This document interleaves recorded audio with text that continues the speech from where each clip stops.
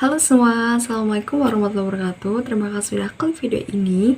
Dan buat kalian yang baru ngeklik atau baru datang di channel aku, selamat datang dan salam kenal. Aku Salma. Jangan lupa klik tombol subscribe ya.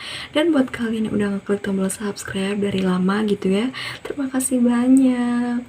Bicara mengenai makhluk mitologi. Makhluk mitologi itu apa sih? Makhluk mitologi yaitu merupakan makhluk yang keberadaannya tuh belum bisa dipastikan secara ilmu pengetahuan, tapi kisahnya tuh ramai banget diperbincangkan oleh masyarakat yang ada di dunia ini, termasuk ya negara tercinta kita, Indonesia. Kalau zaman dahulu mengetahui cerita-cerita makhluk mitologi itu dengan mendengarkan omongan orang lain yang lebih tahu gitu ya. Nah sekarang di era canggih ini, di era modern ini, kita tuh bisa mengetahui makhluk-makhluk mitologi yang ada di dunia ini tuh secara internet, secara gampang gitu. Dari sekian banyaknya kisah makhluk mitologi yang ada di seluruh penjuru dunia ini, keberadaan makhluk mitologi dari Yunani lah yang lebih tenar. Ya nggak? Aku juga udah pernah ya bawain cerita atau informasi mengenai makhluk mitologi, khususnya itu makhluk mitologi wanita yang menyeramkan. Nah, di video kali ini aku mau mencoba membawakan informasi atau membawakan cerita mengenai makhluk-makhluk mitologi yang ada di Indonesia. So, buat kalian yang penasaran apa saja sih makhluk-makhluk mitologi yang ada di Indonesia ini, simak terus videonya sampai akhir dan jangan di-skip. Yang pertama ada Garuda. Makhluk yang satu ini sudah sangat dikenal ya oleh masyarakat di Indonesia. Apalagi makhluk ini tuh menjadi lambang negara bagi Indonesia. Burung Garuda ini diyakini sebagai makhluk mitologi yang gagah berani dan memiliki kekuatan yang hebat. Berbeda dengan lambang atau simbol burung Garuda yang ada di kelas kalian atau di kantor-kantor gitu, yang disandingkan dengan foto presiden dan wakil presiden Indonesia, burung Garuda yang menjadi makhluk mitologi ini konon katanya berkepala elang dan memiliki tubuh layaknya kesatria. Ada banyak interpretasi atau penjabaran mengenai fisik Garuda ini, namun kebanyakan menggambarkannya sebagai burung yang memiliki tubuh yang tertutup bulu emas, terus berwajah putih, dan memiliki sayap yang berwarna merah. Kisah Garuda juga ada dalam kepercayaan Hindu dan Buddha yang tertuang dalam kitab Mahabharata dan Purana yang berasal dari India. Menurut kepercayaan masyarakat India, burung Garuda merupakan tunggangan atau kendaraan dari Dewa Wisnu. Konon katanya karena memiliki tubuh yang sangat besar, saat Garuda sedang terbang atau mengepakkan sayapnya, nah kedua sayapnya ini tuh mampu menutupi seluruh bagian matahari, guys. Next ada Ahol. Ada yang pernah mendengar kata Ahol? Ahol ya guys, bukan Ahok. Mitos mengenai Ahol ini beredar di kalangan masyarakat Jawa Barat. Nah, orang yang pertama kali mengaku pernah melihat Ahol yaitu Dr. Ernest Bartels. Dia adalah seorang ahli burung. Dr. Ernest bersaksi bahwa Ahol memiliki bentang sayap yang sangat lebar, yaitu lebarnya sekitar 3,6 meter. Makhluk mitologi ini berwujud seperti kelelawar, namun dengan ukuran tubuh yang super besar. Diperkirakan makhluk ini tinggal di sekitar Gunung Salak, dan Ahol merupakan hewan atau makhluk nokturnal. Kemunculannya selalu diiringi dengan Ahol, Ahol, Ahol yang sangat keras. Itulah kenapa dinamakan Ahol. Ternyata guys, Ahol ini punya kembaran di Maluku yang biasa disebut orang Bati atau manusia bersayap dengan perawakan menyerupai kera besar dengan sayap yang mirip kelelawar. Orang Bati merupakan hewan atau makhluk mitologi yang beredar di Pulau Seram, Maluku. Warga setempat percaya bahwa makhluk ini mendiami Gunung Karyatu.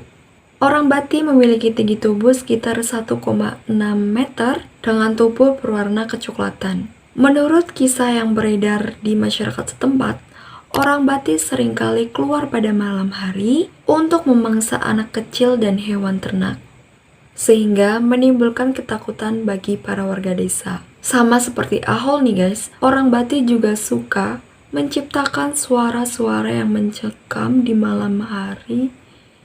Horor banget. Konon, seorang misionaris dari Inggris yang bernama Tyson Hodges dan anggota timnya yang berkunjung ke Maluku pernah melihat orang Batik sekitar tahun 1987. Orang Batik yang juga dikenal sebagai manusia terbang ini ternyata nggak hanya populer di masyarakat Maluku guys, tetapi orang Batik juga terkenal di belahan dunia lainnya seperti Zambia, terus Papua Nugini, dan Kongo.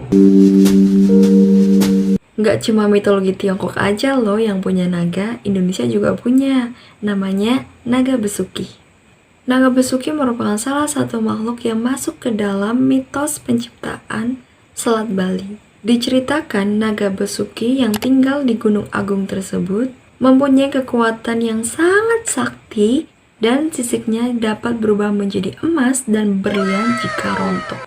Suatu hari, seorang Brahmana sakti bernama Siddhi Mantra bertapa di Gunung Agung untuk meminta bantuan dari naga besuki, di mana si Trimantra memohon kepada naga besuki untuk membantunya menyelesaikan hutang yang disebabkan oleh putranya yaitu Manik Angkeran. Nah, Manik Angkeran ini tuh suka berjudi guys, makanya punya banyak utang. Buat kalian yang suka berjudi, stop deh dari sekarang. Daripada kalian harus bertapa di gunung malam-malam sendirian. Singkat ceritanya, naga besuki bersedia untuk membantu Siddhi Mantra menyelesaikan hutang piutang anaknya dengan syarat Manik Angkeran harus berhenti berjudi. Awalnya tuh Manik Angkeran setuju guys untuk berhenti berjudi, tetapi yang namanya judi kan itu candu ya, wis.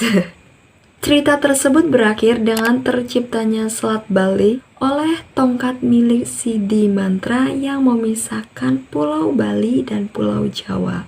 Konon katanya, naga yang sangat sakti ini hanya bisa dipanggil menggunakan genta pemujaan milik pegawan Siddhi Mantra. Nah, buat kalian yang penasaran gimana sih asal-usul atau legenda mengenai terbentuknya atau terciptanya Selat Bali ini, coba komen di bawah ya. Mungkin next time aku bawain versi lengkapnya mengenai naga besuki, mengenai cerita ini.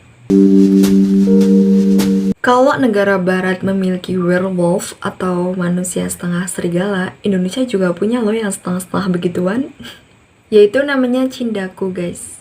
Cindaku merupakan makhluk mitologi dari gabungan manusia dan harimau. Makhluk ini populer di kalangan masyarakat Jambi dan Sumatera Barat guys. Aduh, jadi keinget sinetron 7 Manusia Harimau. Ada yang pernah nonton? Coba komen ya.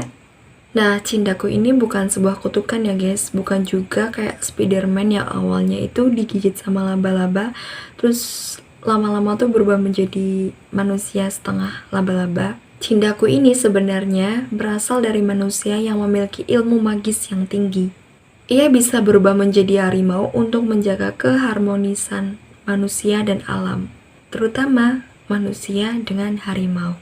Cindaku disebut-sebut biasanya berkeliaran di sekitar Gunung Kerinci, Sumatera Barat. Itu dia guys, 5 makhluk mitologi yang ada di Indonesia. Sebenarnya tuh masih banyak guys makhluk mitologi yang ada di Indonesia ini, kayak yang dari Bali itu, terus yang dari Semarang, terus mana lagi ya? Banyak deh, tapi aku takut durasinya kelamaan. Jadi mungkin nanti aku bikin part 2-nya buat kalian yang setuju, komen di bawah. Segitu dulu video hari ini, semoga kalian suka, semoga bisa menambah wawasan kita, dan semoga bisa menambah kecintaan kita terhadap negara Indonesia. Aku harap video ini bisa menemani waktu luang kalian ya guys. Apabila ada kesalahan informasi atau info-info yang belum aku bahas tadi, silahkan kalian koreksi, kalian tambahkan di kolom komentar. Terutama buat kalian yang berada di daerah yang sama dengan makhluk mitologi yang udah aku ceritain tadi. Buat kalian yang suka dengan video ini, jangan lupa untuk klik tombol like. Dan aku gak akan bosen buat ngingetin kalian supaya klik tombol subscribe. Karena subscribe itu gratis guys. Bantu aku, please subscribe. Satu lagi guys, jangan lupa follow Instagram aku ya. Terima kasih yang udah nonton video ini sampai akhir. Sampai jumpa di video aku selanjutnya. Bye-bye.